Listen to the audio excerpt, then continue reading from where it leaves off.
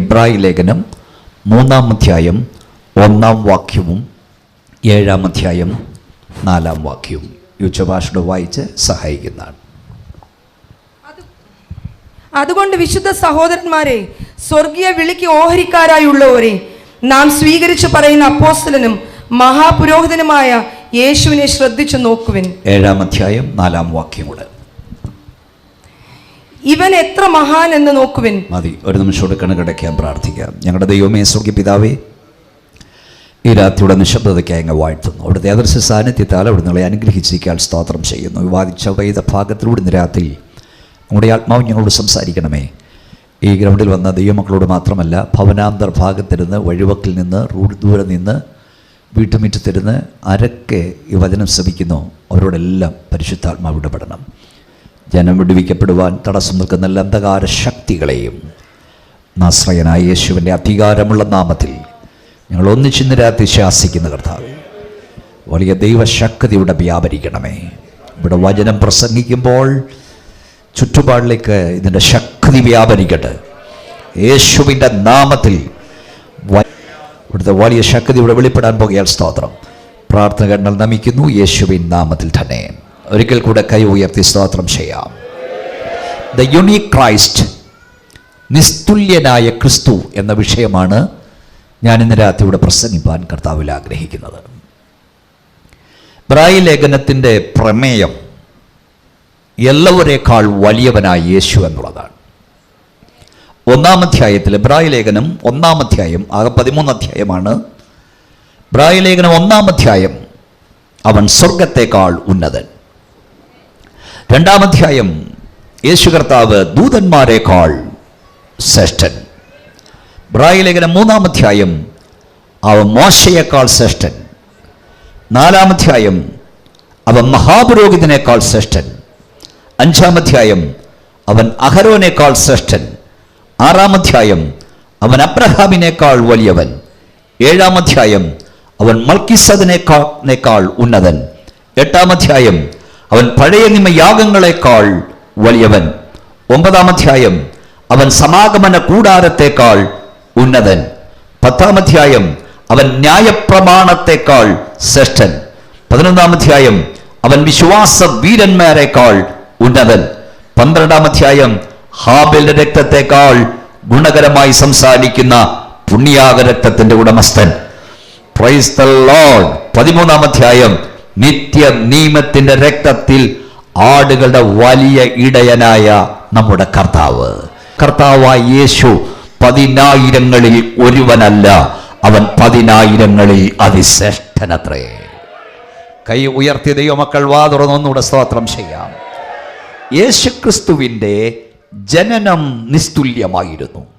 യേശു കർത്താവിൻ്റെ ഉപദേശങ്ങൾ നിസ്തുല്യമായിരുന്നു. അവൻ്റെ ജീവിതം നിസ്തുല്യമായിരുന്നു. അവൻ്റെ പ്രവൃത്തികൾ നിസ്തുല്യമായിരുന്നു. അവൻ്റെ മരണം നിസ്തുല്യമായിരുന്നു. അവൻ്റെ ഉയർപ്പ് നിസ്തുല്യമായിരുന്നു. ഇനിയും അവൻ്റെ മടങ്ങിവരവും നിസ്തുല്യമായിരിക്കും. ഒന്നുകൂടെ വ്യക്തമായി പറഞ്ഞാൽ, ഞങ്ങൾ പ്രസംഗിക്കുന്ന നാസറയനായ യേശു ജനിച്ചതുപോലെ ലോകത്തിലാരും ജനിച്ചിട്ടില്ല. നാസറയനായ യേശു ജീവിച്ചതുപോലെ ലോകത്തിലാരും ജീവിച്ചിട്ടില്ല. നാസറയനായ യേശു മരിച്ചതുപോലെ ലോകത്തിലാരും മരിച്ചിട്ടില്ല. നാസറയനായ യേശു ഉയർത്തെഴുന്നേറ്റതുപോലെ ലോകത്തിലാരും ഉയർത്തെഴുന്നേറ്റിട്ടില്ല. ഞങ്ങളുടെ കർത്താവ് മടങ്ങി വരാൻ പോകുന്ന പോലെ ലോകത്തിലാരും മടങ്ങി വരാൻ പോകുന്നുമില്ല. യേശു കർത്താവിൻ്റെ ജനനത്തിന് വർഷങ്ങൾക്ക് മുമ്പ് അവൻ എവിടെ ജനിക്കുമെന്ന് പ്രവചനമുണ്ടായിരുന്നു. അവൻ എവിടെ വളരുമെന്ന് പ്രവചനമുണ്ടായിരുന്നു. അവനെവിടെ മരിക്കുമെന്ന് പ്രവചനമുണ്ടായിരുന്നു. മരണശേഷം അവൻ്റെ അവസ്ഥ എന്താകുമെന്ന് പ്രവചനമുണ്ടായിരുന്നു. കർത്താവായ യേശു ക്രിസ്തുവിൻ്റെ ജീവിതത്തിൽ ഓരോന്ന് സംഭവിക്കുമ്പോഴും നസറേയനായ യേശു ക്രിസ്തു ഇങ്ങനെ പറഞ്ഞു, തിരുവെടുത്ത് നിവർത്തിയാകുവാൻ ഇങ്ങനെ സംഭവിച്ചു. തിരുവെടുത്ത് നിവർത്തിയാകുവാൻ ഇങ്ങനെ സംഭവിച്ചു. തിരുവെടുത്ത് നിവർത്തിയാകുവാൻ ഇങ്ങനെ സംഭവിച്ചു.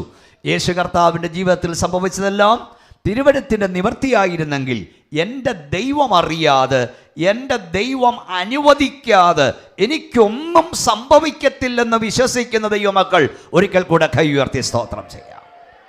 ഞാൻ പറഞ്ഞല്ലോ, എൻ്റെ പ്രഭാഷണം ഈ ഗ്രൗണ്ടിൽ വന്നവരെ ഉദ്ദേശിച്ച് മാത്രമല്ല, ഈ ദേശത്ത് ഞങ്ങളെ ശ്രദ്ധിക്കുന്നവരെ കൂടെ ഉദ്ദേശിച്ചാണ്. പ്രിയ സുഹൃത്തുക്കളെ, സ്നേഹിതരെ, കർത്താവായ യേശു ക്രിസ്തുവിൻ്റെ ജനനത്തിന് വർഷങ്ങൾക്ക് മുമ്പ് യേശു കർത്താവ് കന്യകയിൽ ജാതനാകുമെന്ന് യെശയ്യാവ് പ്രവചിച്ചപ്പോൾ അവൻ്റെ ജന്മസ്ഥലം ബേഥലഹേമായിരിക്കുമെന്ന് മീഖ പ്രവചിക്കുകയുണ്ടായി. അവൻ്റെ ജന്മത്തിങ്കൽ വിദ്വാൻമാർ കാഴ്ചയുമായി വരുമെന്ന് സങ്കീർത്തനക്കാരൻ 72-ാം സങ്കീർത്തനത്തിൽ പ്രവചിച്ചപ്പോൾ അവൻ്റെ ജന്മത്തിങ്കൽ ശിശുക്കൾ കൊല്ലപ്പെടുമെന്ന് യിരെമ്യാവ് പ്രവചിക്കുകയുണ്ടായി.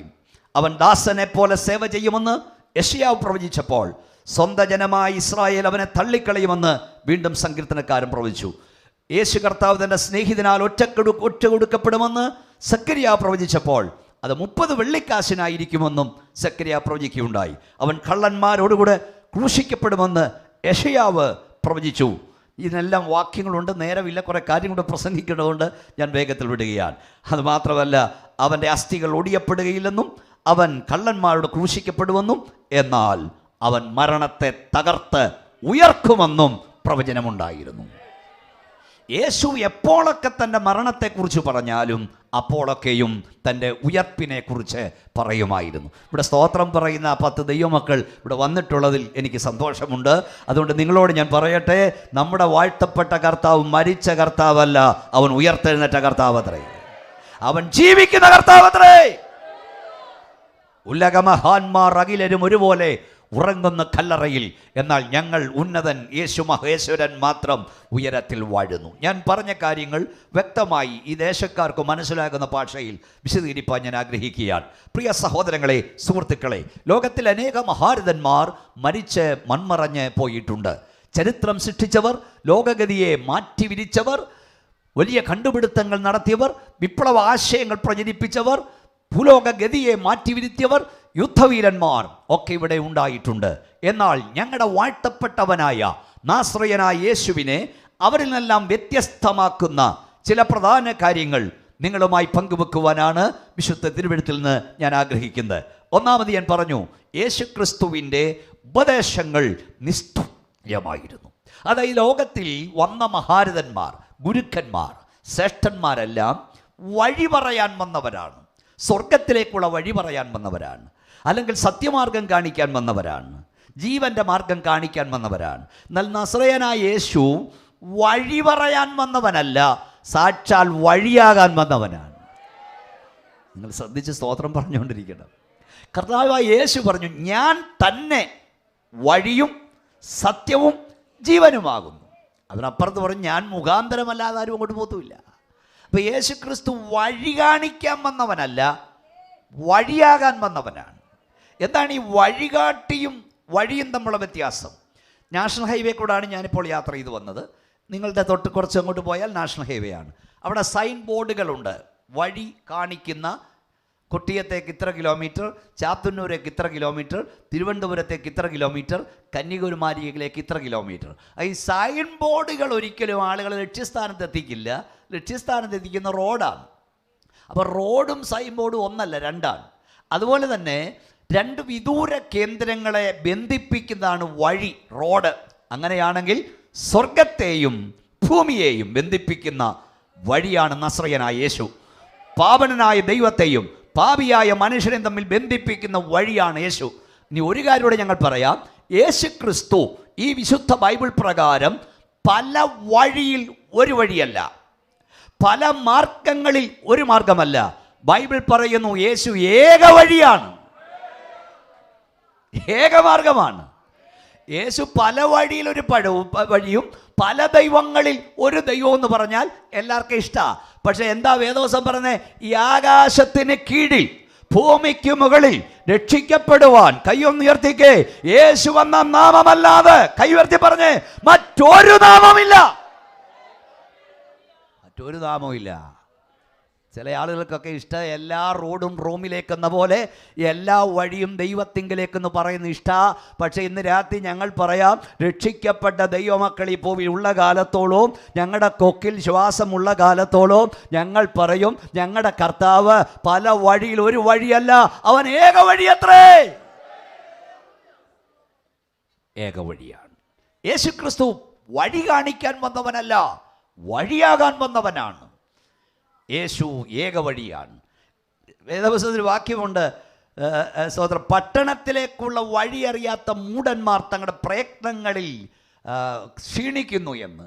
പട്ടണത്തിലേക്കുള്ള വഴി അറിഞ്ഞവർ ഭാഗ്യവാന്മാരാണ്. സ്തോത്രം, ഹല്ലേലൂയ. ആ വഴി അറിഞ്ഞവർക്കായി ദൈവത്തിന് സ്തോത്രം ചെയ്യുന്നു. അപ്പം ഞാൻ മുമ്പേ പറഞ്ഞൊരു കാര്യം നിങ്ങൾക്ക് ഇതുവരെ, യേശുക്രിസ്തുവിൻ്റെ ജനനം കന്യക ജനനമാണ്. അത് പലർക്കും അങ്ങോട്ട് അംഗീകരിക്കാൻ കഴിയാത്ത കാര്യമാണ്. ഈ വേദപുസ്തകത്തിലെ പല കാര്യവും മനുഷ്യന് ബുദ്ധിക്ക് അതീതമാണ്, വിശ്വസിക്കാൻ കഴിയാത്ത കാര്യമാണ്. എന്നാൽ ഞങ്ങൾ ഇന്ന് ഒരു കാര്യം പറയാം. ഈ വേദപുസ്തകം ഒരു വാക്യമുണ്ട്, എന്താ വാക്യമല്ല, യോനയുടെ പുസ്തകത്തിൽ പറയുന്നു, യോനയെ കടലാന വിഴുങ്ങി, വേൽഷാർക്കിനത്തിൽപ്പെട്ട നീലത്തിമിംഗലം വിഴുങ്ങിയെന്നുണ്ട്. എന്നൊരു ദൈവപണ്ഡിതൻ പറഞ്ഞു, ഈ വേദപുസ്തകത്തിൽ എഴുതി വെച്ചെന്നിരിക്കട്ടെ, യോനയെ മത്സ്യത്തെ വിഴുങ്ങിയെന്നല്ല, മത്സ്യത്തെ യോന വിഴുങ്ങിയെന്നല്ലേ വാസ്ത്രേ പറഞ്ഞാലും ഞങ്ങൾ വിശ്വസിക്കും. കാരണം ഇതിൽ വെളിപ്പെടുന്നവൻ സർവശക്തനായ ദൈവമാ. നിങ്ങൾക്ക് വിശ്വാസം പോരല്ലോ. അസാധ്യങ്ങളെ സാധ്യമാക്കുന്ന ദൈവമാ. ഈ കൺവെൻഷൻ 2 രാത്രി ഇവിടെ വന്ന ദൈവമക്കളോട് ഞാൻ പറയാം, നിങ്ങൾ പ്രാർത്ഥിച്ചുകൊണ്ടിരിക്കുന്ന വിഷയത്തിന്മേൽ 1000 പ്രാവശ്യം ദുഷ്ടപിശാച് അസാധ്യം എന്ന് പറയുമ്പോൾ യേശുവിൻ്റെ അധികാരമുള്ള നാമത്തിൽ അതിൻ്റെ അടിയിൽ ഒരു വട്ടം നീ എഴുത്, എൻ്റെ ദൈവത്താൽ സാധ്യമാണ്. കരമൊന്നടിച്ച് ദൈവത്തെ സ്തുതിച്ചാട്ട്, ലോകം മുഴുവൻ നടക്കില്ലെന്ന് പറയുമ്പോൾ, ലോകം മുഴുവൻ സംഭവിക്കത്തില്ലെന്ന് പറയുമ്പോൾ, യേശുവിൻ്റെ നാമത്തിൽ നീ പറ, എൻ്റെ ദൈവത്താൽ അത് സംഭവിക്കും. അങ്ങനത്തെ ദൈവമായി ഇതിൽ വെളിപ്പെടുന്ന സർവശക്തൻ യേശുക്രിസ്തു വഴി കാണിപ്പാൻ വന്നവനല്ല, വഴിയായി വന്നവനാണ്. അവൻ സാക്ഷാൽ വഴിയാണ്. രണ്ടാമതായി പ്രത്യേകത, യേശുക്രിസ്തുവിൻ്റെ രണ്ടാമത്തെ പ്രത്യേകത, യേശുക്രിസ്തു ഈ ഭൂമിയിൽ വന്നത് ആരുടെയും രക്തം ചൊരിയിക്കുവാനല്ല, സ്വന്തം രക്തം ചൊരിഞ്ഞ് മനുഷ്യകുലത്തെ രക്ഷിപ്പാൻ വേണ്ടിയാണ്. മനുഷ്യപുത്രൻ ശുശ്രൂഷിപ്പാനല്ല, ശുശ്രൂഷ ഏറ്റുവാങ്ങാനല്ല, ശുശ്രൂഷിപ്പാനും അനേകർക്ക് വേണ്ടി തൻ്റെ രക്തം, ഒരുവന് മറ്റൊരുവൻ്റെ ജീവൻ അപഹരിപ്പാൻ കഴിയില്ല. മൂന്നാമത്തെ പ്രത്യേകത ശ്രദ്ധിക്കണം, യേശുക്രിസ്തു ആരെയും നിർബന്ധിച്ച് മതത്തിൽ ചേർത്തില്ല. ഈ ദേശത്ത് ഞങ്ങൾ ആദ്യമായി വന്നതുകൊണ്ടും ഈ ചുറ്റുപാട് ഇത് അറിയേണ്ടത് കൊണ്ടും യേശുവിനെ ഉയർത്തുകയാണ് മാക്സിമം. യേശു ആരെയും നിർബന്ധിച്ചില്ല. മനസ്സിലായില്ലേ? Praise Lord. യേശു പറഞ്ഞ എന്താണെന്നറിയാമോ? ഒരുവൻ എന്നെ അനുഗമിപ്പാൻ ഇച്ഛിച്ചാൽ തന്നെത്താൻ ത്യജിച്ച് ക്രൂശെടുത്ത് എന്നെ അനുഗമിക്കട്ടെ. ദാഹിക്കുന്നവൻ വരട്ടെ, ഇച്ഛിക്കുന്നവൻ ജീവജലം സൗജന്യമായി വാങ്ങട്ടെ. അതായത് മനസ്സുള്ളവൻ എന്നെ അനുഗമിക്കട്ടെ. മനസ്സുള്ളവൻ പാൽപ്പൊടി കൊടുക്കാമെന്ന് പറഞ്ഞോ, പ്രൈസ്, പെണ്ണിനെ കെട്ടിക്കാമെന്ന് പറഞ്ഞോ, വീട് വെച്ച് കൊടുക്കാമെന്ന് പറഞ്ഞോ ഒന്നും ഞങ്ങൾ ആരെയും മതപരിവർത്തനം ചെയ്യാറില്ല. അതൊന്നും യേശുവിൻ്റെ മാർഗമല്ല. യേശുവിൻ്റെ മാർഗം മനസ്സോട് കുരിശെടുക്കുന്ന മാർഗമാണ്. ഇത് പ്രലോഭിപ്പിച്ച് ഇതിനകത്ത് കൊണ്ടുവരുന്ന മാർഗമല്ല. മനസ്സോട് യേശുവിൻ്റെ മാർഗം എന്ന് പറഞ്ഞാൽ തന്നെ, ഒരുവൻ എന്നെ അനുഗമിപ്പാൻ ഇച്ഛിച്ചാൽ തന്നെത്താൻ ത്യജിച്ച് ക്രൂശെടുത്ത് തന്നെ അനുഗമിക്കട്ടെ. എന്താണ് എൻ്റെ അർത്ഥം? ക്രൂശിൽ നിന്ദയുണ്ട്, ക്രൂശിൽ ആക്ഷേപമുണ്ട്, ക്രൂശിൽ പരിഹാസമുണ്ട്, ക്രൂശിൽ എല്ലാവരാലും കൈവിടപ്പെടുന്ന അവസ്ഥയുണ്ട്. ക്രൂശിൽ കാൽവറിയിൽ ക്രിസ്തുവിൻ്റെ സ്നേഹത്തിൽ നിന്ന് എന്നെ വേർപിരിക്കുന്നത് ആര്? എന്നിട്ട് 17 കൂട്ടം കാര്യങ്ങൾ അദ്ദേഹം നിരത്തുന്നു. കഷ്ടതയ്ക്കോ, പട്ടിണിക്കോ, ആപത്തിനോ, വാളിനോ, നഗ്നതയ്ക്കോ. എന്നിട്ട് നിർത്തിയിട്ട് അദ്ദേഹം വീണ്ടും തുടങ്ങി. എന്തുവാ? ഉയരത്തിനോ ആഴത്തിനോ, മരണത്തിനോ ജീവനോ, ഇപ്പോഴുള്ളതിനോ വരാനുള്ളതിനോ. നിങ്ങൾ നോക്കൂ, ഒന്നൊന്നിന് ഓപ്പോസിറ്റാണ്. ഇപ്പോഴത്തെ എൻ്റെ കഷ്ടത മാറി എനിക്ക് സമൃദ്ധി വന്നാലും, എൻ്റെ സമൃദ്ധി മാറി എനിക്ക് കഷ്ടത വന്നാലും, എൻ്റെ യേശുവിൻ്റെ സ്നേഹത്തിൽ നിന്ന് എന്നെ വേർപിരിപ്പാൻ ഒരു ശക്തിയും കഴിയില്ല. ആദ്യത്തെ പദം നിങ്ങൾ ശ്രദ്ധിച്ചോ? കഷ്ടതയ്ക്കോ, പട്ടിണിക്കോ, ആപത്തിനോ, വാളിനോ. ഈ ഏരിയയിലുള്ള ദൈവമക്കളെ, ഞാൻ അനേക വേദിയിൽ ദൈവമക്കളോട് പറയാറുണ്ട്, ഒരാഴ്ച പെയ്ത മഴ മുഴുവൻ നിൻ്റെ വീട്ടിൽ പെയ്തിറങ്ങിയെങ്കിലും, നീയും നിൻ്റെ കുഞ്ഞുങ്ങൾ കൊട പിടിച്ചിരിക്കേണ്ടി വന്നെങ്കിലും, ഒരാഴ്ച മുഴുവൻ പട്ടിണിയാണെങ്കിലും, ഞായറാഴ്ച ആരാധനയ്ക്ക് വരുമ്പോൾ നിൻ്റെ മുഖത്ത് ആ ക്ഷീണം കാണരുത്. നീ സാക്ഷി പറയാൻ എഴുന്നേൽക്കുമ്പം പറയാ, എൻ്റെ യേശുവിൻ്റെ സ്നേഹത്തിൽ നിന്ന് വേർപിരിക്കുന്ന ആരെ? പിശാചേ, നിന്റെ കഷ്ടതയ്ക്കോ, നിന്റെ പട്ടിണിക്കോ, നിന്റെ ആപത്തിനോ, നിന്റെ വാളിനോ, നിന്റെ നഗ്നതയ്ക്കോ എൻ്റെ യേശുവിൻ്റെ സ്നേഹത്തിൽ നിന്ന് എന്നെ വേർപിരിപ്പാൻ കഴിയില്ലെന്ന് ഞാൻ ഉറച്ചിരിക്കുകയാണ്. കൈയടിച്ച് വാ തുറന്ന് ശക്തിയോടെ പിശാചികൾക്ക് പറ, ഞാൻ ഉറച്ചിരിക്കുകയാണ്. ഓ ഹാമ റഖോനി ഹംതുനിയ, ഞാൻ ഉറച്ചിരിക്കുകയാണ്, ഞാൻ ഉറച്ചിരിക്കുകയാണ്. ഞങ്ങളാരും യേശുവിനെ അനുഗമിപ്പാൻ വിളിക്കുമ്പോൾ വലിയ കൊട്ടാരം കാണിച്ചല്ല വിളിക്കുന്നത്. സൈക്കിളും കൊണ്ട് വന്നാൽ ഹെലികോപ്റ്ററിൽ പോകാമെന്ന് പറഞ്ഞല്ല ഞങ്ങൾ വിളിക്കുന്നത്. യേശുവിൻ്റെ മാർഗം നിന്ദയുടെ മാർഗമാണ്, അപമാനത്തിൻ്റെ മാർഗമാണ്, ആക്ഷേപത്തിൻ്റെ മാർഗമാണ്, ഒറ്റപ്പെടുത്തലിൻ്റെ മാർഗമാണ്. എന്നാൽ അവിടുന്ന് തീരില്ല. ഒടുവിൽ മഹാന്മാരോടുകൂടി ഓഹരി കിട്ടുന്ന മാർഗമാണ്. ഉണ്ടെങ്കിലും ധൈര്യപ്പെടുവീൻ, ഞാൻ ലോകത്തെ ജയിച്ചിരിക്കുന്നു.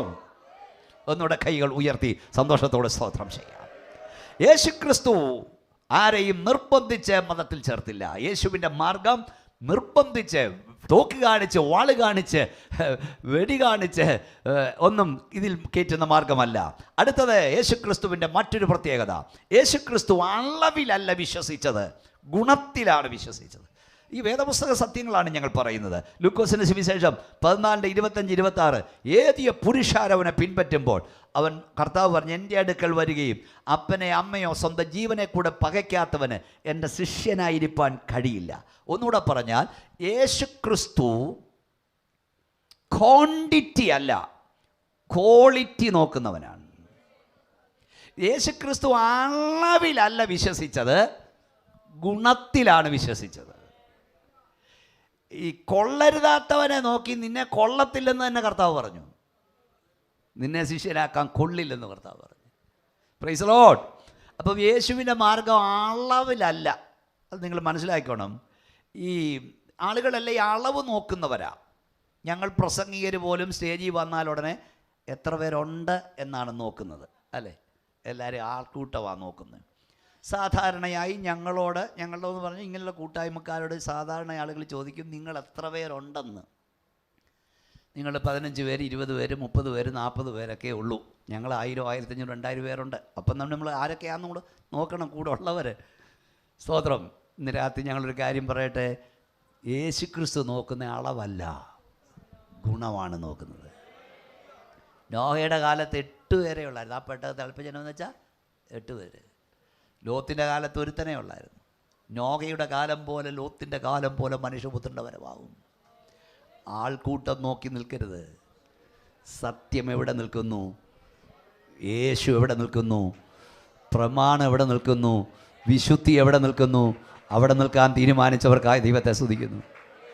നിരാത്തി ഞങ്ങൾ ഒരിക്കൽ കൂടെ പറയാം, ദൈവത്തെ കൂടാതെയുള്ള ഭൂരിപക്ഷത്തെക്കാൾ ദൈവത്തോടൊപ്പമുള്ള ന്യൂനപക്ഷമാണ് വലുത്.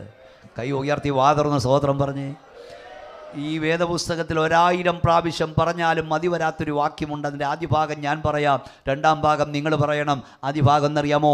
ദൈവം നമുക്ക് അനുകൂലമെങ്കിൽ. കൈ ഉയർത്തി പറഞ്ഞേ, ദൈവം നമുക്ക് അനുകൂലമെങ്കിൽ.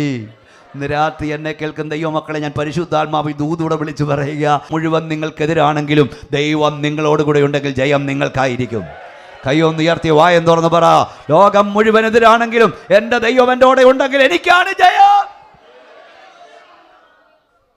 ദൈവം നമുക്ക് അനുകൂലമെങ്കിൽ പ്രതികൂലമാരെ? ദൈവത്തെ കൂടാതെയുള്ള ഭൂരിപക്ഷത്തെക്കാൾ ദൈവത്തോടൊപ്പമുള്ള ന്യൂനപക്ഷമാണ് വലുത്. Praise the Lord. ഹല്ലേലൂയ. യേശു കർത്താവിൻ്റെ മറ്റൊരു പ്രത്യേകത, ലോകത്തിലെ പല മഹാരഥന്മാരും പറഞ്ഞതൊക്കെ മാറ്റി പറഞ്ഞു. പക്ഷെ യേശു ഒരിക്കൽ എന്തു പറഞ്ഞു? അത് പിന്നെ മാറ്റി പറഞ്ഞിട്ടില്ല. യേശു പറഞ്ഞു, ആകാശം മാറും, ഭൂമി മാറും, എൻ്റെ വാക്കുകൾ വള്ളിയോ പുള്ളിയോ മാറില്ല. നമുക്കൊത്തിരി മഹാരഥന്മാരെ അറിയാം. അവർ പലതും ഇപ്പം പറയുന്നല്ല, പിന്നെ പറയുന്നത്. ഇപ്പോൾ ഈ ലൈവ് ഉണ്ട്. ഇത് ലൈവാണോ? അപ്പോൾ ലൈവായി പോവും. ഇപ്പോൾ വീഡിയോ ഒക്കെ വന്നുകൊണ്ട് ഈ ആളുകളൊക്കെ ഇരുന്ന് ഉറങ്ങുന്നതൊക്കെ ലൈവായി ദൂരെയൊക്കെ ഇരുന്ന് ആൾ കാണുകയാണ്, ഇല്ലേ? കുമ്മനാട് കൺവെൻഷനൊക്കെ ദിവാസനറിയാം, അടിച്ച് മിനി ഭയങ്കര ഇളക്കി മറിക്കുമ്പോഴും ചിലർ അവിടെ നിന്ന് ഉറങ്ങും, ദൂരെ കാണാതൊക്കെ. അപ്പോൾ ഈ നേതാക്കന്മാരൊക്കെ ഇതുപോലെയാണ്.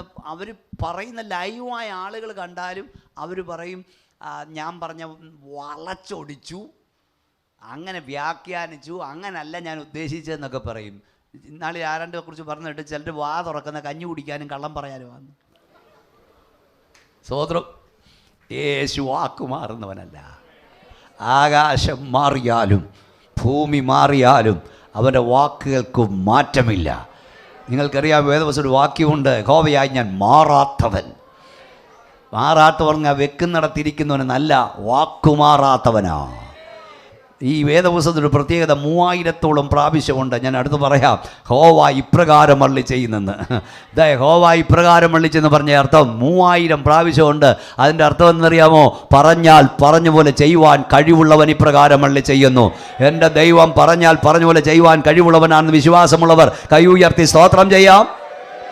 അവൻ പറവോനെ നോക്കി, പറവോനെ നീ ചെങ്കടൽ കടക്കത്തിൽ എന്ന് പറഞ്ഞാൽ പറവോൻ ചെങ്കടൽ കടക്കില്ല. അവൻ നെബൂഖദ്നേസർ നോക്കി, നെബൂഖദ്നേസറേ നിന്നെ കാളയെപ്പോലെ പുല്ല് തീറ്റിക്കുന്നു പറഞ്ഞാൽ ഏത് സിംഹാസനത്തിരുന്നാലും ചെവിക്ക് പിടിച്ചിറക്കി പുല്ല് തീറ്റിക്കുവാൻ അവൻ സർവശക്തിയുള്ള ദൈവമാണ്. ഇന്ന് രാത്രി എന്നെ കേൾക്കുന്ന ദൈവമൈതലേ, നിന്നെ വിടുവിക്കൂ എന്ന് പറഞ്ഞാൽ വിടുവിക്കും, സൗഖ്യമാക്കും എന്ന് പറഞ്ഞാൽ സൗഖ്യമാക്കും, നിന്റെ തലമുറയ്ക്ക് വേണ്ടി പുതുവഴി തുറക്കും എന്ന് പറഞ്ഞാൽ തുറക്കുവാൻ അവൻ ശക്തിയുള്ള ദൈവം അത്രേ. ഞങ്ങളത് വിശ്വസിക്കുന്നു. അതുകൊണ്ടാണ് ഞങ്ങൾ ഈ ഹല്ലേലൂയ സ്തോത്രം പറയുന്നത്. അവൻ പറഞ്ഞാൽ പറഞ്ഞ പോലെ ചെയ്യാൻ കഴിവുള്ളവനാണ്. അവൻ മാറ്റുപോലെ വാക്കുമാറുന്നാത്തവനാണ്. ഒരിക്കൽ ശാസ്ത്രം ശരിയെന്ന് പറഞ്ഞത് പലതും പിന്നെ തെറ്റെന്ന് പറയേണ്ടി വന്നു. ഒരിക്കൽ തെറ്റെന്ന് പറയുന്നത് പലതും ശരിയെന്ന് പറയേണ്ടി വന്നു. ഈ വേദപുസ്തകം ഇതുവരെ തിരുത്തി എഴുതിയിട്ടില്ല. യേശു പറഞ്ഞതൊന്നും മാറ്റി പറഞ്ഞിട്ടില്ല. കൈകൾ ഉയർത്തി സന്തോഷത്തോടെ സ്തോത്രം ചെയ്യാം.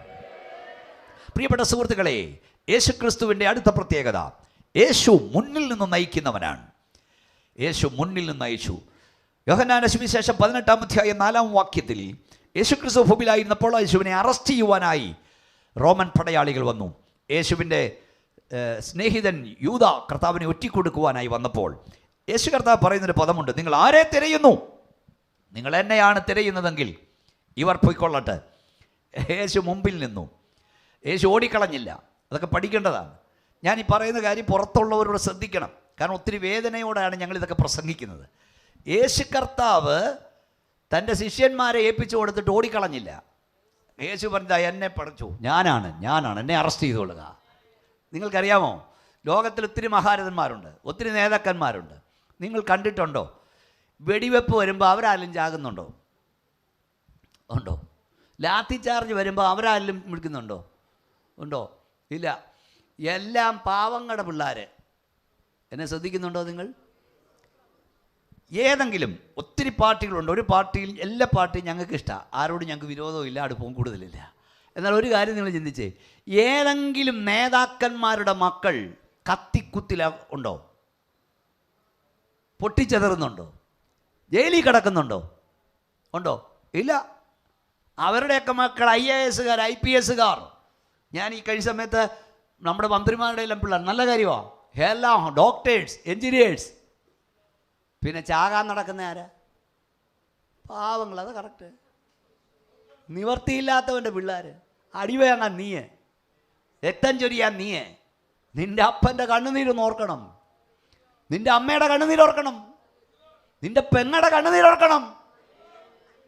ചാകാൻ നീയെ, മന്ത്രിക്കസേരിക്കാൻ വേറെ ആളുകൾ, ആണുങ്ങൾ.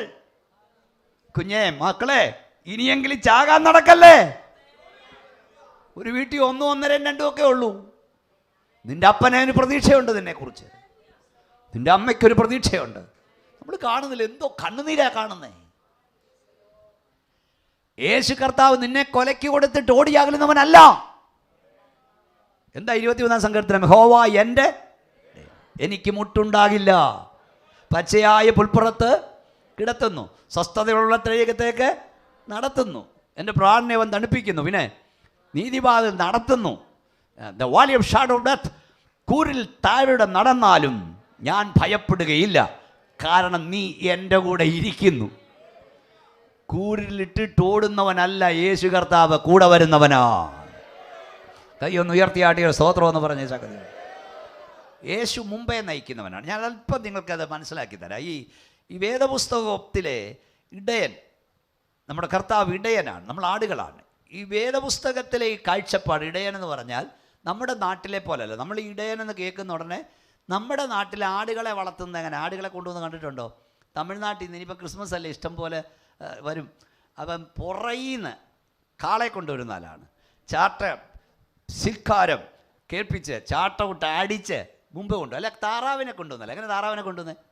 പുറയിന്ന്. എന്നാൽ ഇസ്രായേലിൽ, ഞാൻ ഇസ്രായേലിൽ പോയിട്ടുള്ളവരുടെ കാണുമായിരിക്കും, ഇസ്രായേലിൽ ആടിനെ കൊണ്ടുപോകുന്നത് പുറയിൽ കൂടെ അല്ല, ഇടയം മുമ്പേ പോവും, ആട് പുറയിന് പോവും. നിങ്ങൾക്ക് അതിശയമായിട്ട് തോന്നുന്നുണ്ടോ? വേദവസനമുണ്ട്, ഞാൻ നല്ല ഇടയനാകുന്നു, ആടുകളുടെ ശബ്ദം കേട്ട് എന്നെ അനുഗമിക്കുന്നു.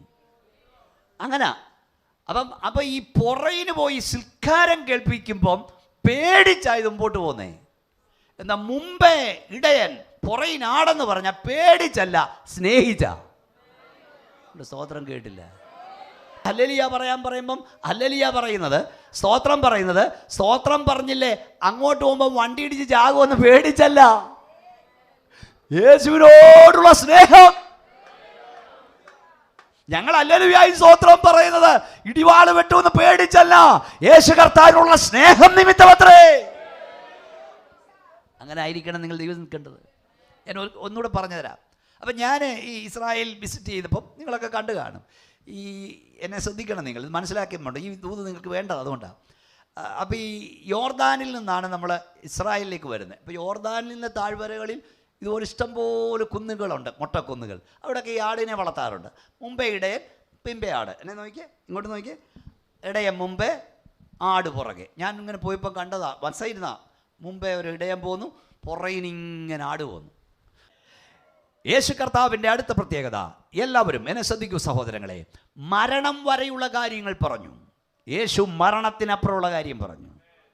ഈ ലോകത്തിലെ സകല ഇസങ്ങളും സകല സിദ്ധാന്തങ്ങളും മനുഷ്യനെ ഭൂമി സ്വർഗമാക്കുന്ന കാര്യമാണ്. നിങ്ങൾ ശ്രദ്ധിച്ചെന്നെ കേൾക്കണം. ഇവിടെ എങ്ങനെ സുഖം അനുഭവിക്കാം, ഇവിടെ എങ്ങനെ ദീർഘകാലം വസിക്കാം, ഇവിടെ എങ്ങനെ സ്വർഗമാക്കാം. എന്നാൽ യേശു ഇവിടം കൊണ്ട് തീരുന്ന കാര്യമല്ല. പുത്രനിൽ വിശ്വസിക്കുന്നവന് നിത്യജീവനുണ്ട്. തൻ്റെ ഏകജാതനായി പുത്രനിൽ വിശ്വസിക്കുന്നവനും നശിച്ചു പോകാതെ നിത്യജീവൻ പ്രാപിക്കേണ്ടതിന് ദൈവം അവനെ നൽകുവാൻ തക്കവണ്ണം ലോകത്തെ സ്നേഹിച്ചു. ഒന്ന് സന്തോഷത്തോടെ സ്തോത്രം പറഞ്ഞേ. യേശു ക്രിസ്തു നൽകുന്നത് നിത്യജീവനാണ്. യേശു വാഗ്ദാനം നൽകുന്നത് നിത്യജീവൻ, എവർലാസ്റ്റിംഗ് ലൈഫ്, ഫോർ എവർ. 70 വയസ്സല്ല 80. ഇവിടുത്തെ ആയുസ് 70, 80. ഇവിടെ 80 വയസ്സ് അല്ലെ 90 അങ്ങോട്ട് പോയാ 80 വയസ്സും സുഖം അനുഭവിക്കുന്ന ആരാ ഉള്ളത്? സ്തോത്രം. അപ്പം ഇവിടെ എല്ലാ ഇസങ്ങളും എല്ലാ പദ്ധതികളും ഇവിടെ എങ്ങനെ സ്വർഗമാക്കാം, ഇവിടെ എങ്ങനെ ദീർഘകാലം വസിക്കാം. സ്വർഗം കിട്ടുന്നോ? സ്വസ്ഥത കിട്ടുന്നോ? ദാണ്ട് ഇപ്പോൾ അടുത്തത് വരാൻ പോവാ. ഇന്നാളെ ഒരു ദൈവദാസനോട് ഒരു ചെറുപ്പക്കാരൻ ചെന്നിട്ട് പറഞ്ഞു, ഞാൻ ഇന്നലെ അത് ഓർത്തു, അതായത് മനുഷ്യൻ ചന്ദ്രനിൽ കാലൊക്കെ കുത്തി, ഇനി ചൊവ്വായി പാമ്പുവാന്ന് പറഞ്ഞു. അപ്പോൾ ആ ദൈവദാസൻ പറഞ്ഞു, മനുഷ്യൻ ചന്ദ്രനിൽ കാല് കുത്തി ശരിയാ, പക്ഷേ ചൊവ്വായി പോകുമെന്ന് തോന്നില്ലെന്ന്. മനസ്സിലായില്ലേ? ഈ പോക്ക് കണ്ടിട്ട് ഇത് ചൊവ്വായി പോകുമെന്ന് തോന്നില്ല. സ്തോത്രം. അപ്പം ഇവിടത്തെ കിട്ടും. നീ രക്തസാക്ഷിയായി മരിച്ചാൽ നിനക്കൊരു കിട്ടുന്ന മാത്രമുണ്ടോ? ഒരു പുഷ്പയാർക്ക് അത്രേ ഉള്ളൂ. ഞാൻ പറയുന്നത് നിങ്ങൾ കേൾക്കുന്നുണ്ടോ? ഈ ലോകത്തിലെ സകല ഈസങ്ങളും അവസാനിക്കുന്ന കല്ലറയിലാണ്. എന്നാൽ ഒരു ഭക്തന്റെ അവസാനം മണ്ണല്ല, വിണ്ണാണ്. യേശു ക്രിസ്തു അല്ലാതെ ആരായി പ്രത്യാശ തരുന്നേ? ഞങ്ങൾ അനേക ദൈവമക്കളെ യാത്രയാക്കുന്നത് പ്രൈസ് ദി ലോർഡ് തീർന്നെന്ന് പറഞ്ഞല്ല, ഇനിയും കാണാമെന്ന് പറഞ്ഞത്രേ. എന്താ ബൈബിൾ പറയുന്നത്? പ്രത്യാശയില്ലാത്ത മറ്റുള്ളവരെ പോലെ നിങ്ങൾ ദുഃഖിക്കരുത്. കർത്താവ് താൻ ഗംഭീര നാദത്തോടും പ്രധാന ദൈവ ശബ്ദത്തോടും സ്വർഗത്തിൽ നിറങ്ങി വരും. ക്രിസ്തുവിൽ മരിച്ചവർ മുമ്പ് ഉയർത്തെഴുന്നേൽക്കും, പിന്നെ ജീവനോട് ശേഷിക്കുന്നവർ രൂപാന്തരം പ്രാപിക്കും. ക്രിസ്തീയ പ്രത്യാശ അതാ, മരണം കൊണ്ട് അവസാനിക്കുന്നല്ല. യേശു ക്രിസ്തുവിൻ്റെ ഉപദേശം നിത്യതയോട് ബന്ധപ്പെട്ട, ഞാൻ അവയ്ക്ക് നിത്യജീവൻ കൊടുക്കുന്നു, എവർലാസ്റ്റിംഗ് ലൈഫ്. നിങ്ങൾ കർത്താവിൽ വിശ്വസിച്ചാൽ, നിങ്ങൾ ഈ ലോകത്തിൽ മാത്രം പ്രത്യാശ വെച്ചാൽ സകല മനുഷ്യരിഷ്ടത്രേ.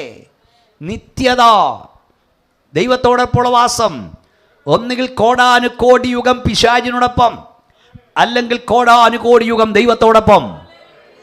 നരകമുണ്ടെന്ന് പറഞ്ഞ് നസ്രയനായ യേശുവാ. Everlasting damnation, everlasting condemnation, hell fiery. 7 തവണ യേശു നരകത്തെക്കുറിച്ച് പറഞ്ഞു. അവിടെ ഇറ്റേണൽ എന്ന പദം ഉപയോഗിച്ചു. നിത്യനരകം. ഇടയ്ക്കൊരിടമല്ല.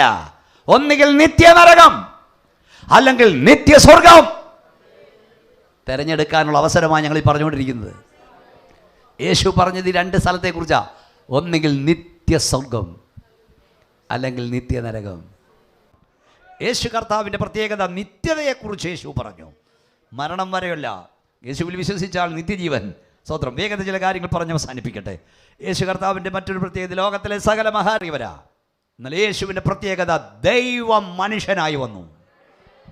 ഫിലിപ്പിയ ലേഖനം പറയുന്നു, ദൈവത്തോടുള്ള സമത്വം മുറുകെ പിടിച്ചുകൊണ്ട് വിചാരിക്കാതെ തന്നെത്താൻ താഴ്ത്തി വേഷത്തിൽ മനുഷ്യനായി വിളങ്ങി, ദൂതന്മാരുടെ സേവ വിട്ട്, കോടാനുകോടി ദൂതന്മാരുടെ ആരാധന വിട്ട് ഈ താണലോകത്തിലേക്ക് യേശു ഇറങ്ങി വന്നു.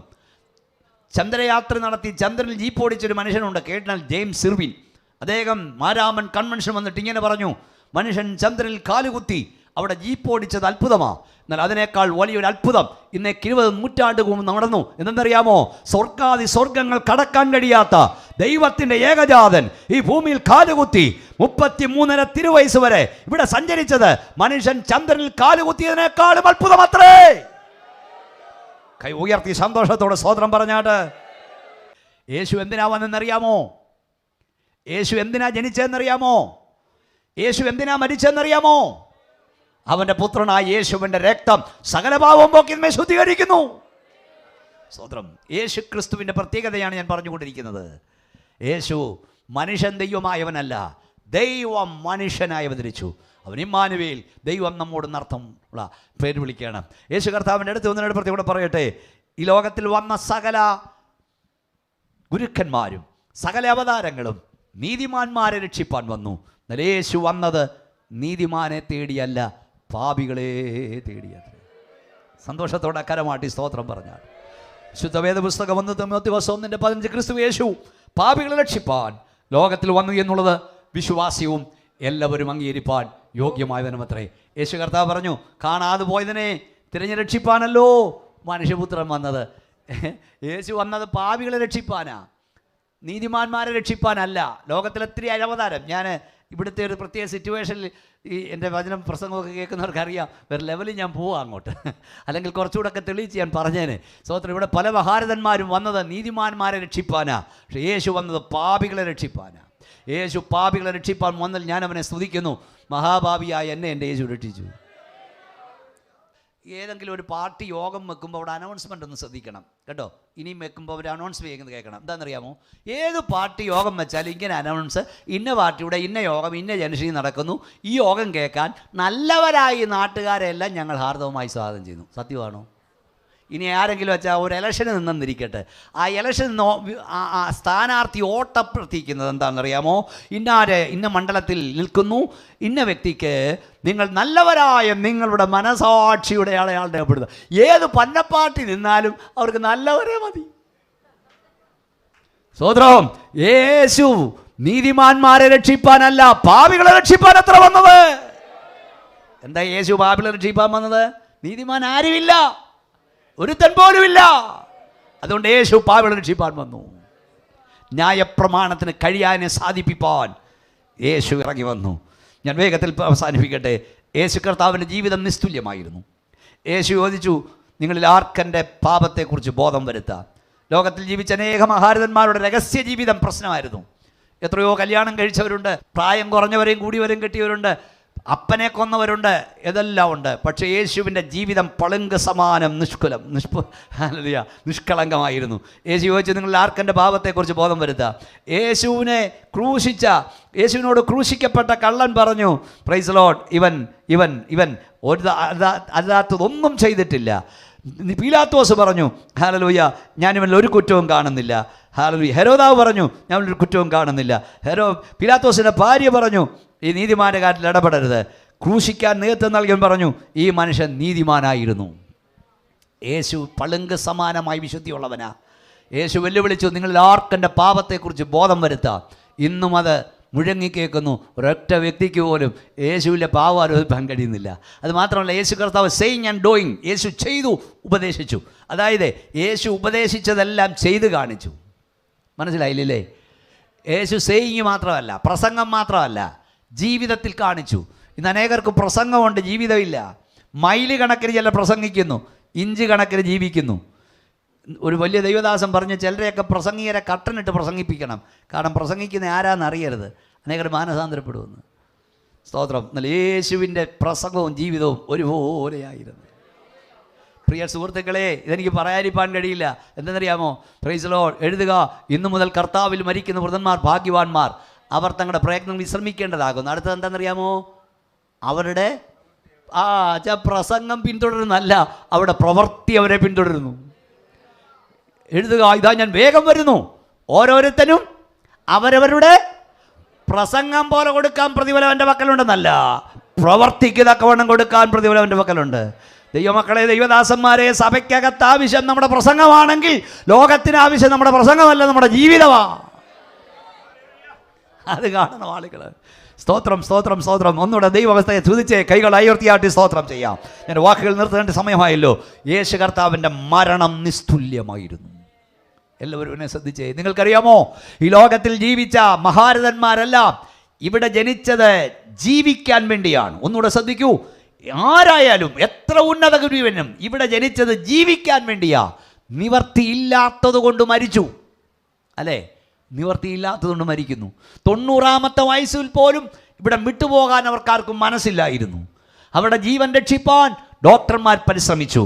എന്നെ വിടല്ലേ എന്ന് അവർ കാലിൽ വീണ് കരഞ്ഞു ഡോക്ടർമാരോട്. പക്ഷെ നിവർത്തിയില്ലാത്തത് കൊണ്ട് അവർ അവസാനിച്ചു. എന്നാൽ ഇന്ന് രാത്രി ഞങ്ങൾ പറയട്ടെ, ലോകത്തിലെ സകല മഹാരഥന്മാരും ഇവിടെ ജീവിപ്പാൻ വന്നു, നിവർത്തിയില്ലാത്തതുകൊണ്ട് മരിച്ചു. എന്നാൽ മരിക്കാനായി ഇവിടെ വന്ന ഒരുവനുണ്ട്, ഒരുവനേ ഉള്ളൂ, അവൻ നാസറേയനായ യേശു അത്രേ. 33 തിരുവയസ്സിൽ യേശു കർത്താവ് ക്രൂശിൽ മരിക്കുമ്പോൾ വിളിച്ചു പറഞ്ഞു, ടെറ്റ്ലസ്റ്റായി, ഇറ്റ് ഈസ് ഫിനിഷ്ഡ്, സകലവും നിവർത്തിയായി. കരഞ്ഞിട്ടല്ല, കാർക്കിസൂപ്പിയല്ല, അടുത്ത് നിൽക്കുന്നവരെ അസഭ്യം പറഞ്ഞല്ല. യേശു പറഞ്ഞു, പിതാവേ, എൻ്റെ പ്രാണനെ നിൻ്റെ കയ്യിൽ ഏൽപ്പിക്കുന്നു. യേശു മരിച്ചതുപോലെ ആരും മരിച്ചിട്ടില്ല സുഹൃത്തെ. യേശു ക്രിസ്തുവിൻ്റെ മരണം റോമാകാൻ പറ്റിയൊരു തപ്പിതമല്ലായിരുന്നു. യേശുവിൻ്റെ മരണം നമുക്ക് വേണ്ടിയുള്ള രക്തസാക്ഷി മരണമായിരുന്നു. ക്രിസ്തുവിൻ്റെ ജനനം ആഘോഷിക്കുമ്പോൾ അവൻ എന്തിനു വന്നെന്നറിയണം, അവൻ എന്തിനു മരിച്ചെന്നറിയണം. യേശു കർത്താവിൻ്റെ മരണം നിങ്ങൾക്കറിയാമോ? അസ്ഥികഷ്ണങ്ങളാൽ ചൂണ്ടക്കൊളുത്തിലാൽ ബന്ധിക്കപ്പെട്ട ചാട്ടവാറിനാൽ അവൻ്റെ പുറമടി ചുഴുവുചാലുവിൽ കീറിയെന്ന് ബൈബിൾ കാണുന്നു. അങ്ങനൊന്നും പറഞ്ഞാൽ നിങ്ങൾക്ക് മനസ്സിലാകില്ല. ഞാൻ ഇപ്പം എൻ്റെ ആത്മകഥ എഴുതിക്കൊണ്ടിരിക്കുകയാണ്. അപ്പം ഞാൻ ഇസ്രായേലിൻ്റെ സന്ദർശിച്ച സ്ഥലങ്ങളെക്കുറിച്ച് എഴുതി. അപ്പോൾ അവിടെ കണ്ട പല കാഴ്ചകളുടെ കൺമുമ്പിലൂടെ പോയി. നമ്മുടെ കർത്താവ് നടന്ന സ്ഥലത്തൂടെ നിങ്ങൾക്കറിയാമോ, യേശുവിനെ കയ്യേറ്റവർ അവൻ്റെ വസ്ത്രം ഉരിഞ്ഞു മാറ്റി. നിങ്ങൾ കാണുന്ന മിശിഹായുടെ ചിത്രത്തിന് അല്പ വസ്ത്രമുണ്ട്, അത് ഡാവിഞ്ചി വരച്ചതാ. പക്ഷേ യേശുവിനെ അടിക്കാൻ കയ്യേറ്റുന്ന, അവനെ അടിക്കാനായി ഒരു കൽത്തൂണോട് കൊണ്ടു നിർത്തിയിട്ട്, കൈകളിങ്ങനെ തൂണിനോട് കുനിച്ചു നിർത്തിയിട്ട്, അസ്ഥികഷ്ണങ്ങളും ചൂണ്ടക്കുളുത്തും ബന്ധിക്കപ്പെട്ട ചാട്ടവാറ് കൊണ്ടൊരു പുറമടിച്ച് കീറി. ഓരോ തവണ ഇതുകൊണ്ട് അടിക്കുമ്പോൾ, അസ്ഥികഷ്ണം കൊണ്ട് അടിക്കുമ്പോൾ മാംസം ഇറന്നു പോരും. ഒരു ബേസിലെ വെള്ളത്തിൽ കലക്കും, വീണ്ടും അടിക്കും, വീണ്ടും കലക്കും. യേശുവിന് പുറം നോക്കൂ, ഉഴവുചാലുകൾ നീളത്തിൽ കീറി പോലെ കീറിക്കിടക്കുകയാണ്. ഞാൻ ഒന്നുകൂടെ പറയാം, ഒരു സഹോദരി, യേശുവിനെ ക്രൂശിക്കുമ്പോൾ അവന് നൂൽവസ്ത്രമില്ലായിരുന്നു. വിശുദ്ധ ബൈബിൾ എന്നോടൊപ്പം നിൽക്കുന്നു.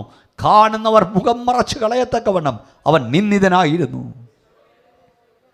ഒരു മനുഷ്യനെ, ഒരു പുരുഷനെ, ഒരു സ്ത്രീയെ ജനമധ്യത്തിൽ വെച്ച് വിവസ്ത്രനാക്കുന്നതിനേക്കാൾ വലിയ ആക്ഷേപമില്ല. എൻ്റെ യേശു നിനക്ക് വേണ്ടി വിവസ്ത്രനായി. ആദാമി വർഗം ഏദൻ പൂങ്കാവ് നഷ്ടപ്പെടുത്തിയ തേജസ്സിൻ്റെ ആ വസ്ത്രം തിരികെ നൽകുവാൻ നിനക്ക് വേണ്ടി അവൻ വിവസ്ത്രനായി. ആ ചൂണ്ടയിൽ വിനാഗിരിയും ഉപ്പുനീരും കലർത്തിയാണ് അടിച്ചത്. നിങ്ങളുടെ മുറിവിൽ അല്പം രക്തം, നിങ്ങളുടെ മുറിവിൽ അല്പം വിനാഗിരി, നിങ്ങളുടെ മുറിവിൽ അല്പം ഉപ്പ് പുരണ്ടാൽ എത്ര വലിയ നീറ്റിലായിരിക്കും. യേശുവിനെ അവർ ഉരുട്ടിയെടുത്തു. ഗോൽഗോത്താവിൽ ചെന്നപ്പോൾ ആ കുരിശ് വാങ്ങി താഴേക്കിട്ടു. യേശുവിനെ പിടിച്ചവർ പൊത്തോയും തള്ളി. യേശു തെറിച്ചവിടെ വീണു. യേശുവിൻ്റെ തല പിടിച്ചവർ കുത്തി. അവൻ്റെ കൈയും കാലും വിരിച്ചു, കാലിലും പാണി ആഞ്ഞടിച്ചു. ആ ക്രൂശിലേക്ക് യേശുവിനെ ഉയർത്തി. അങ്ങനെ തൂക്കപ്പെടുന്ന ഒരാളുടെ ഭാരം മുഴുവൻ ഈ 3 ആണിമേലാവും. അങ്ങനെയുള്ളവർക്ക് ശ്വാസം വിടാൻ കഴിയില്ല. കാലിൽ കുത്തി യേശു ശ്വാസം പുറത്തേക്ക് വിടുമ്പോൾ അവൻ്റെ നെഞ്ചിൻ്റെ കൂടുകൾ പൊട്ടി, അവൻ രക്തം വിയർത്തു. ഹല്ലേലൂയ. അവൻ്റെ തലയിൽ നിന്ന് മുൾക്കിരീടം, വലിയ മുൾക്കിരീടം ഞാൻ കണ്ടിട്ടുണ്ട്. ആ മുള്ള് അവൻ്റെ തലയോടുകൾ പൊട്ടി തലച്ചോറിനുള്ളിലേക്ക്, ഈ തലയോടുകളിനുള്ളിലേക്ക് ഈ മുള്ളുകൾ ആണ്ടിറങ്ങി. അവൻ്റെ കണ്ണ് നനച്ചുകൊണ്ട് അവൻ്റെ രക്തം താഴേക്ക് ഒഴുകുവാൻ തുടങ്ങി. അവന് കൈയെടുത്ത് തുടയ്ക്കാൻ കഴിയുന്നില്ല. സഹോദര സഹോദരി, ഒരു തുള്ളി രക്തം നിൻ്റെ കണ്ണിൽ വീണാൽ അത്ര വലിയ നീട്ടിലാണ്. യേശു കർത്താവിൻ്റെ മുഖത്തുനിന്ന് രോമകൂപം പിഴുതെടുത്ത മുഖം നീര് വന്ന് വീർത്തു. ആ നീര് വന്ന വീർത്ത മുഖത്തേക്ക് അവർ കാർക്കിച്ച് തുപ്പി. വെറും തുപ്പലല്ല, മനുഷ്യകീടങ്ങളുടെ കഫം കർത്താവിൻ്റെ കണ്ണിലും മൂക്കിലും വായും വീണു.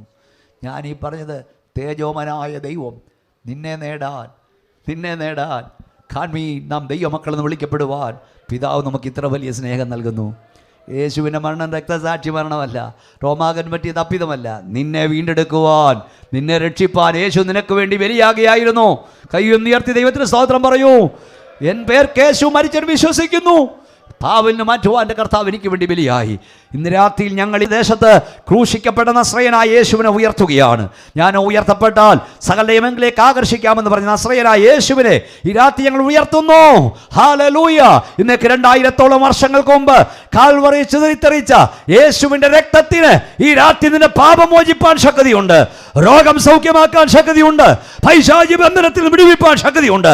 ആ രക്തത്തിന് ശക്തി ഇപ്പോൾ വ്യാപരിക്കുന്നു എന്ന് വിശ്വസിക്കുന്നവർ കരമടിച്ച് ദൈവത്തെ സ്തുതിച്ചാണ്.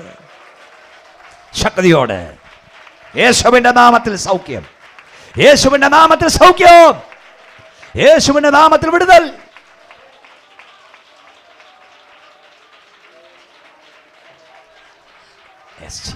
പ്രധാനമായി 2 കാര്യങ്ങൾ പറഞ്ഞിട്ട് ഞാൻ നിങ്ങൾക്ക് വേണ്ടി പ്രാർത്ഥന അവസാനിപ്പിക്കാം.